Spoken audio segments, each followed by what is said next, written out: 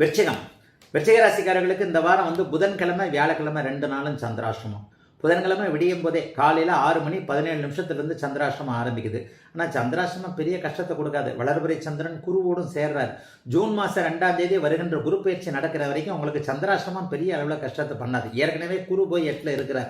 குருவோடு சேரக்கூடிய சந்திரன் சந்திராஷ்டமத்தில் பெரிய தொல்லைகளை கண்டிப்பாக கொடுக்க மாட்டார். ஆக இந்த அமைப்பில் புதன்கிழமை காலையில் விடிஞ்சது 6:17 சந்திராஷ்டமம் உங்களுக்கு ஆரம்பித்து புதன்கிழமை முழுக்க சந்திராஷ்டமம், வியாழக்கிழமை முழுக்க சந்திராஷ்டமம், வெள்ளிக்கிழமை காலை 9:36 சந்திராஷ்டமம் நிவர்த்தி அடையது.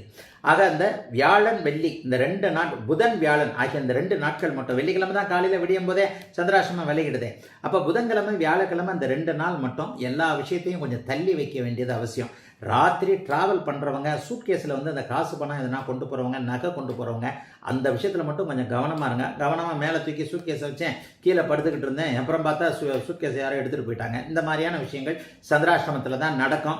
அதோட அந்த ஓடிபியை சொல்லு, இந்த ஓடிபியை சொல்லு, பார்சல் ரிட்டர்ன் ஆகிடுச்சு, உன்னை இது டிஜிட்டல் அரெஸ்ட் பண்ணியிருக்கிறோம், இதெல்லாம் சந்திராஷ்டமத்தில் தாங்க வரும். அந்த லிங்க் அழுத்து, இந்த லிங்க் அழுத்து. ஆக புதன்கிழமையும் வியாழக்கிழமையும் மட்டும் கொஞ்சம் கவனமாக இருங்க. மற்ற நாட்கள் 5 நாட்கள் பெரிய அளவில் சோதனைகள் கண்டிப்பாக விருச்சிக ராசிக்காரர்களுக்கு இல்லைங்க. ஜூன் மாதத்துலேருந்து நல்லா இருக்க போறீங்க. குரு பயிற்சி உங்களுக்கு பெரிய அளவில் உச்சகுரு ராசியை பார்க்க போகின்ற ஒரு அமைப்பில் இப்போது இருக்கக்கூடிய கஷ்டங்கள் எல்லாவற்றையும் அப்படியே பரம்பொருள் படிப்படியாக தீர்த்து ஜூன் மாதத்திற்கு பிறகு உங்களை நன்றாக வைக்க வேண்டும் என்பதால் இந்த வாரத்திலிருந்தே நல்லவைகள் நடக்க ஆரம்பிக்கின்ற ஒரு வாரமாக இந்த வாரம் இருக்கும். கொஞ்சம் செலவு ஓவராக இருக்கும். கடனை வாங்குவீங்க. ஆனால் வாங்கினாலும் சம்பாரித்து கட்டக்கூடிய அளவிற்கு ஓரளவிற்கு பிற்பாடு வருமானம் வரப்போகின்ற ஒரு நல்ல வாரமாகவே இந்த வாரம் அமைந்திருக்கிறது. பெரிய கஷ்ட நஷ்டங்கள் எதுவும் இல்லாத நல்ல வாரமாகவே அமைந்திருக்கிறது.